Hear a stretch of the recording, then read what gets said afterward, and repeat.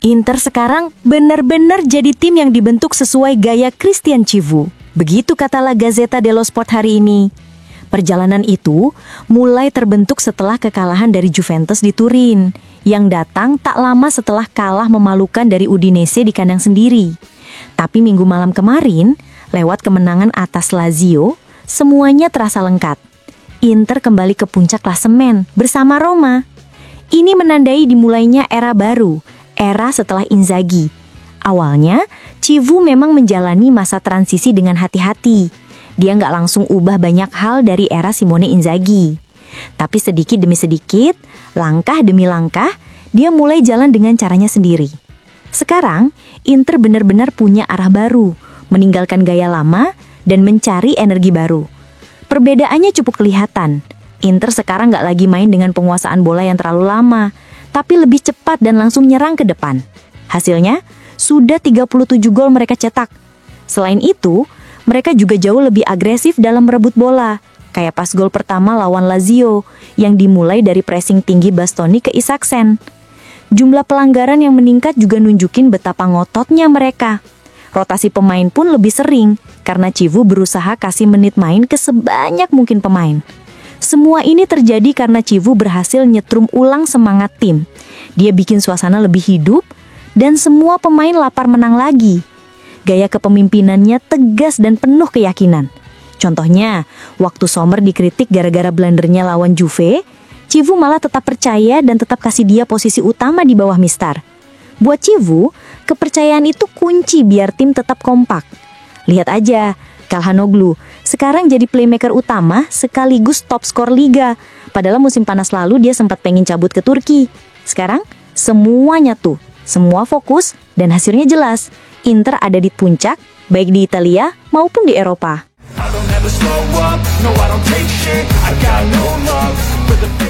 Setiap pelatih pasti pengen punya pemain kayak dia.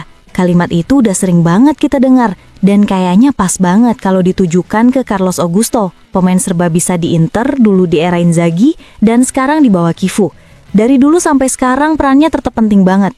Bahkan musim ini dia makin fleksibel, bisa main di berbagai posisi, termasuk ketika Chivu naruh dia di sisi kanan waktu lawan Fiorentina dan Lazio. Waktu itu dia udah pernah main di posisi itu, sekitar 13 menit pas lawan Fiorentina, yang awalnya dikira cuma percobaan sementara.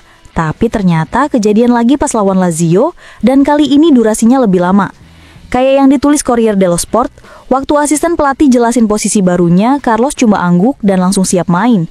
Padahal mungkin dalam hatinya dia pengen main di posisi Bastoni atau Di Marco, tapi dia tetap profesional dan tampil bagus. Bukan cuma bertahan, tapi dia juga aktif bantu serangan dan kelihatan nyaman di situ. Chivu tahu banget kalau Carlos Augusto itu pemain serbaguna yang bisa diandalkan di banyak posisi. Bahkan sekarang bisa juga main di sisi berlawanan. Ibaratnya 3 pemain dalam 1 orang.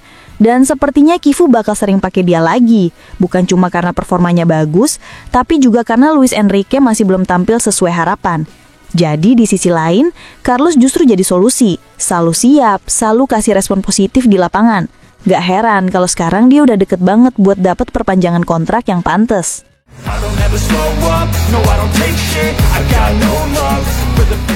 Corriere della Sera menggambarkan seperti apa wajah Inter versi Chivu setelah 19 pertandingan, termasuk di ajang Piala Dunia antar klub.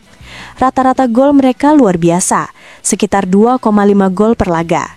Dari sini mulai terlihat sosok Chivu sebagai pelatih yang penuh empati, tapi juga tegas dalam berkomunikasi, baik di dalam maupun luar tim. Tim kini berlatih dengan intensitas lebih tinggi dan semua hal dibicarakan secara terbuka dan jujur. Inter punya kualitas teknis dan mental yang kuat, meski rata-rata usia pemainnya sedikit lebih tua. Dari 6 rekrutan baru, 4 diantaranya sukses besar. Boni, Pio Esposito, Suchik dan Akanji, sementara Luis Enrique dan Diouf masih perlu waktu untuk menunjukkan performa terbaik. Kalau terus bermain seperti ini, Inter dan Roma diperkirakan bakal finish dengan sekitar 83 poin, salah satu perolehan terendah dalam 20 tahun terakhir. Tapi hal itu bisa dimaklumi karena Inter sempat kalah 3 kali di Liga. Meski begitu, mereka juga menang 11 kali dari 12 pertandingan terakhir di semua ajang. Tanda kalau tim ini masih punya ruang besar untuk berkembang.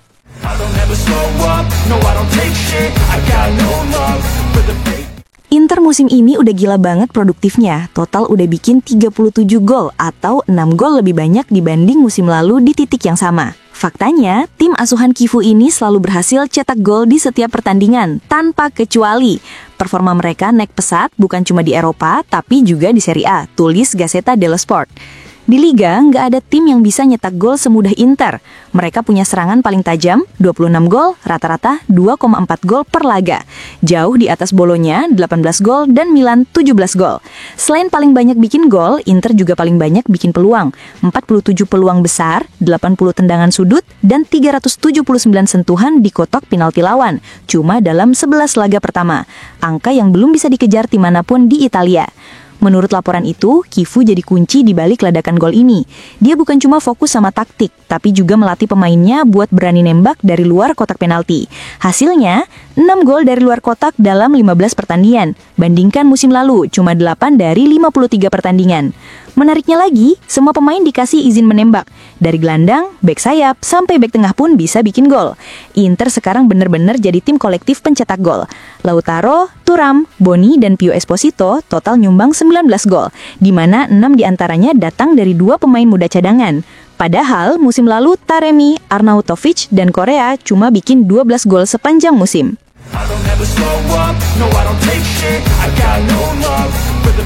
Inter, Arsenal, dan Bayern Munich jadi 3 tim yang bisa bangga karena berhasil memuncaki klasemen di Liga Domestik dan Liga Champions sebelum jeda November. Data ini disorot oleh Corriere dello Sport. Di Serie A sendiri, persaingannya lagi ketat banget. 5 tim teratas cuma beda 3 poin. Di Jerman, Bayern unggul 6 poin dari Leipzig setelah 10 laga. Sedangkan di Inggris, Arsenal unggul 4 poin dari Manchester City setelah 11 pertandingan.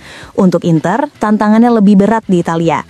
Dalam 11 pertandingan Serie A, tim asuhan Chivu belum pernah seri, 8 kali menang dan 3 kali kalah, tapi tetap punya serangan paling tajam di Liga. Sekarang, Inter punya 24 poin, sama kayak Roma yang juga punya catatan identik dan pertahanan terbaik di kompetisi. Tantangan terbesar buat Lautaro dan teman-teman adalah tetap bisa konsisten di semua ajang, seperti yang mereka lakukan di era Simone Inzaghi. Akhir November nanti bakal jadi momen penting. Ada derby Milan pasca jeda, lalu tandang ke Pisa, plus pertandingan Liga Champions di tengah-tengahnya. Di situ bisa jadi momen kunci buat Inter mencoba bikin jarak di klasemen.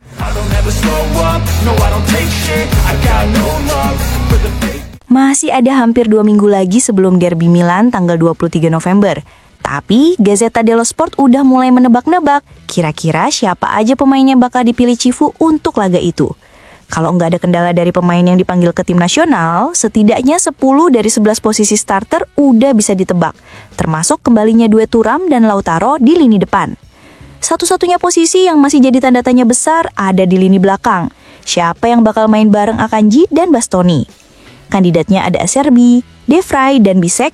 Kebetulan 3-tiganya nggak dipanggil ke timnas, jadi tetap di Milan selama jeda. Gazzetta menjelaskan kalau Chivu tetap jujur dan terbuka soal kemungkinan rotasi, termasuk di pertahanan. Setelah laga lawan Lazio, dia bilang, "Saya ingin melibatkan semua pemain, bahkan mereka yang merasa bukan starter. Saya harus memberi mereka waktu main supaya bisa lihat langsung semangatnya di lapangan. Saya berusaha jujur, dan saat rotasi, saya pertimbangkan banyak hal, termasuk sisi manusiawi." Karena alasan itu, setelah sempat menyimpan Acerbi dan sempat dapat sedikit protes, Chivu akhirnya kasih dia kesempatan main lagi. Hasilnya, si veteran 37 tahun itu tampil solid lawan mantan timnya, Lazio. Performa yang bisa jadi tiket buat main di derby nanti.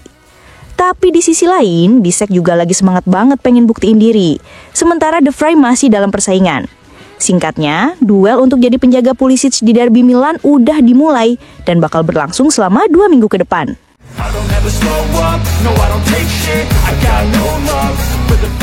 Bukan rahasia lagi kalau Inter lagi nyari kiper baru buat musim depan. Kontrak Yann Sommer bakal habis tanggal 30 Juni dan manajemen di Viale della Liberazione sadar banget kalau mereka harus gerak cepat sebelum tim lain nyalip target incaran mereka. Karena itu, para pemandu bakat Inter terus memantau beberapa kiper yang dianggap layak jadi penerus Sommer. Yang terbaru, Sabtu lalu ada perwakilan Inter datang langsung ke Stadion Sinigaglia di Como buat nonton laga Como lawan Cagliari. Memang susah buat nggak melirik aksi Nikopas, pemain muda yang udah lama jadi mimpi Inter, meski kelihatannya sulit direalisasikan. Tapi alasan utama kehadiran mereka sebenarnya adalah untuk melihat performa Elia Caprile, kiper Cagliari yang jadi target utama dalam misi tersebut. Caprile, kiper asal Italia kelahiran 2001, terus menunjukkan perkembangan pesat dan jadi salah satu kandidat favorit Inter. Musim ini dia tampil konsisten dan kelihatan siap mengemban tanggung jawab sebagai kiper utama di Serie A. Dari sisi teknis dan finansial, dia juga cocok banget. Gajinya masih rendah, harga transfernya diperkirakan sekitar 20 juta euro, dan statusnya pemain lokal. Satu-satunya hal yang kurang mungkin cuma pengalaman panjang di level top. Setiap kali dipantau langsung, Caprile selalu berhasil ninggalin kesan positif. Kayak di laga lawan Como kemarin, dia tampil luar biasa, jadi tembok yang bikin Cagliari bisa bawa pulang 1 poin berharga ke Sardinia.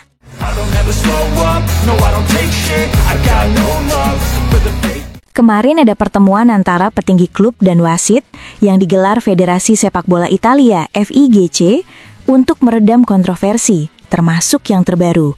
Di akhir pertemuan, begitu lapor Corriere dello Sport, BP Marotta sempat bertanya ke Gianluca Rocchi di panggung, "Apa yang kalian butuhkan supaya bisa lebih baik? Kami semua di sini dan siap bantu." Rocchi menjawab, "Saya ingin bisa bertemu dengan para wasit setiap minggu, bukan cuma sekali tiap 3 minggu. Saya juga butuh tim yang mendampingi mereka secara rutin, termasuk psikolog, apalagi buat urusan VAR." Menurut Corriere dello Sport, maksudnya jelas, Rocchi minta wasit jadi lebih profesional. Ini sejalan dengan proyek yang jadi prioritas Gabriele Gravina, ketua FIGC. Gravina bilang ke wasit dalam pertemuan kecil sebelum masuk ke ruangan, "Saya akan selalu mendukung kalian. Profesi kalian memang sulit, tapi kalian jalani dengan martabat dan pengorbanan besar." Rencananya, Gravina mau bikin versi PGMOL ala Italia, struktur seperti di Inggris yang mengurus wasit Premier League. Para wasit CAN akan dipisahkan dari AIA yang urus wasit level C ke bawah, dengan jadwal dan gaji berbeda dari sekarang. Konsep ini disambut baik oleh wasit walau mereka tetap terlihat formal di luar. Klub-klub juga siap mendukung, dan FIGC lagi nyusun rencana biar proyek ini bisa berjalan lancar tanpa hambatan.